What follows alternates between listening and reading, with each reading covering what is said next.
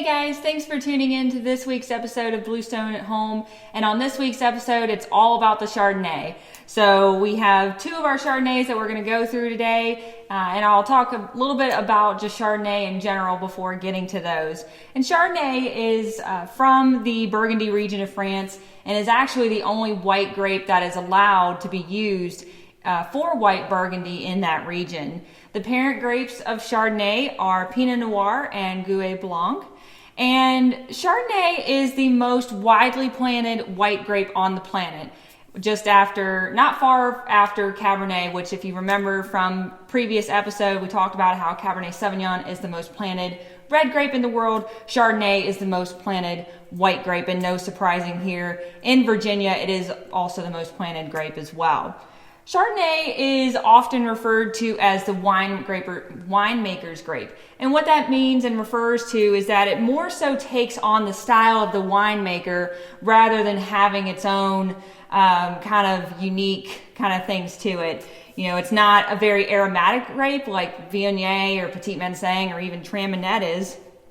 And not only is Chardonnay made in still styles, and what I mean by still is just, you know, they're not sparkling essentially. But it is a key grape in the Champagne region, which does make champagne, as well as other sparkling styles of wine such as Cremant, which is found throughout France, and also Franciacorta, there we go, from Italy. And depending on how the wine is made, Chardonnay can be completely different.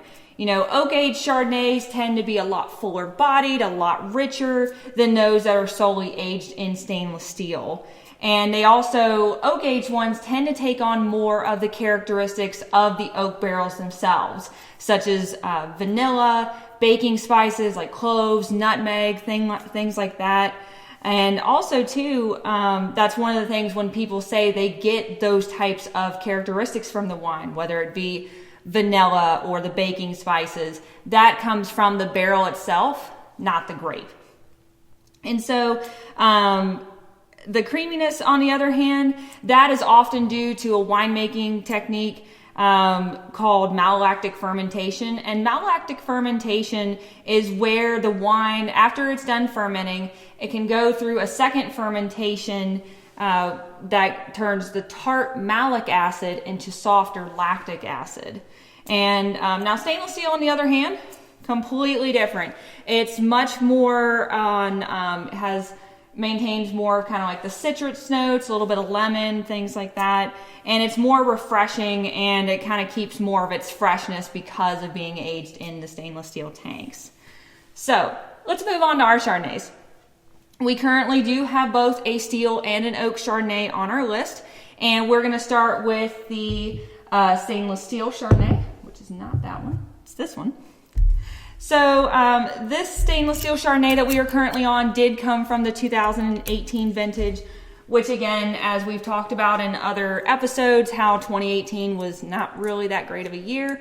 However, the whites were actually pretty incredible, and this one is no different. And this one, the fruit came from our newer Chardonnay vines, which is about a half mile up the road, up at Lee's place. And when the fruit came in, it was, they were whole cluster pressed to prevent bitterness, but then the juice flowed, when they pressed, they flowed directly into the stainless steel tank where they remained until it was bottled. And the entire pressing took about an hour and 50 minutes, and the juice that are in these bottles actually came from the first 40 minutes of that, and the juice is a lot softer, and so they refer to that more so as like the free run juice. So let's give this one a taste.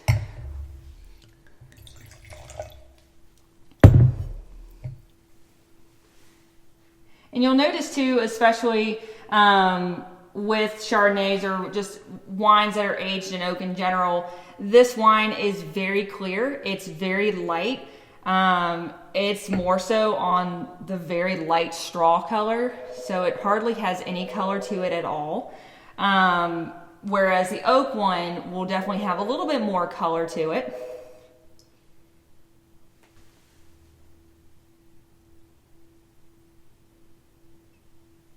Yeah, this one you can definitely just kind of smell more of the kind of freshness, the little bit of lemon feel to it. Yeah, it's very clean, very refreshing.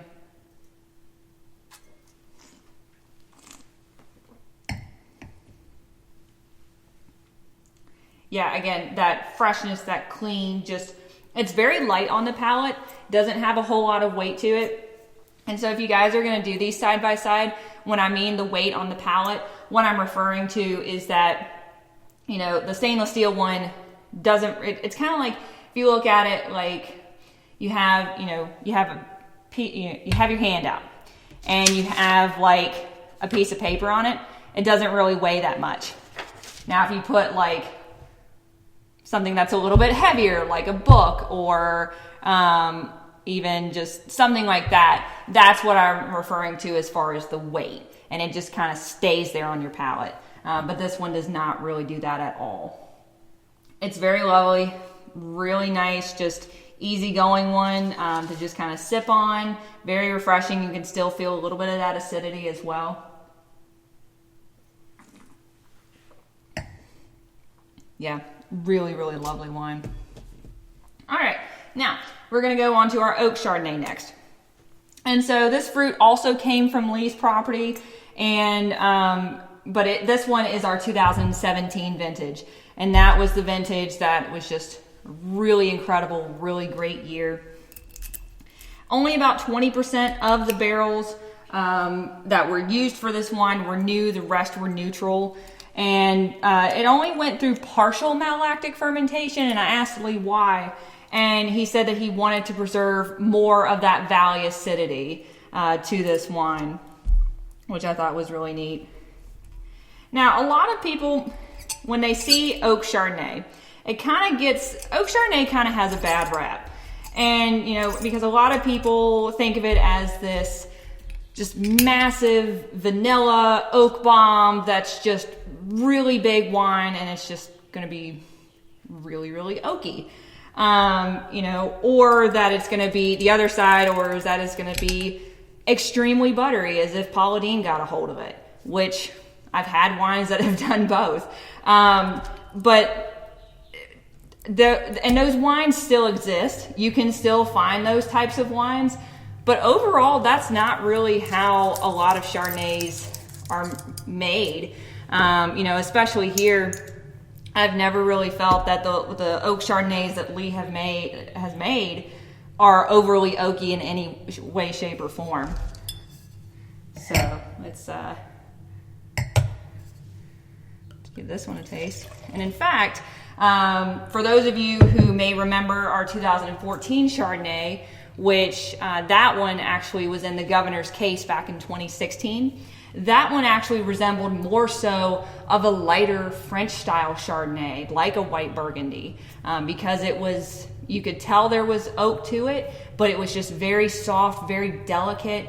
And so going on another rabbit trail with our 2014 Chardonnay, if you guys have seen the documentary Psalm 3, or you have heard me talk about it, our 2014 Chardonnay was actually on Stephen Spurrier's kitchen counter at his home in England. And I remember when I saw the film and the label was kind of sitting back like this as they were filming.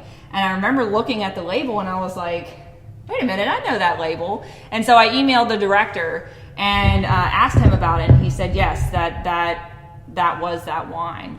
And so it's pretty cool that our estate Chardonnay from here in the Shenandoah Valley of Virginia was all the way in England. And for those of you who don't know who Stephen Spurrier is, if you watch the documentary, it's not a documentary, they made a movie over it called Bottle Shock. It'll explain more as far as who he is. And he's a pretty big deal in the wine world, has kind of shaped the wine world the way it is today.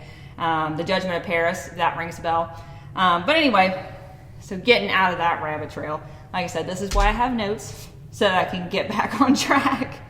But yeah, so let's give this one a taste. Now this one, you definitely can tell more of there is a little bit of the oakiness there. You can definitely smell it. You can get a little bit of like vanilla bean notes to it. But it's not overpowering. It's not overwhelming. Like you stick your nose in, you're like, whoa, you know, that's straight oak or that's straight vanilla.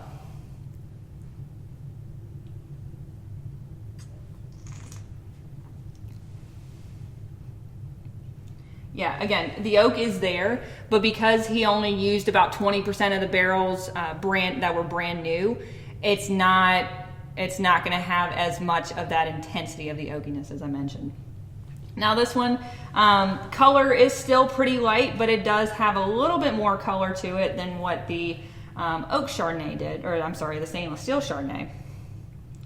But this one, I love Chardonnay with, especially oak Chardonnays, with pasta dishes, with creamy pasta dishes like chicken Alfredo, even just pairing it with some type of chicken dish as well.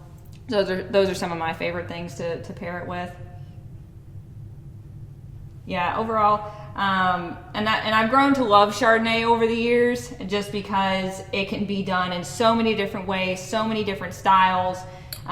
Truly does take on the characteristic of the winemaker. And it's been really interesting, you know, traveling throughout Virginia and traveling throughout really to different wine regions to see just, even though this grape is so common and everybody knows what Chardonnay is, just to see how truly different it can be.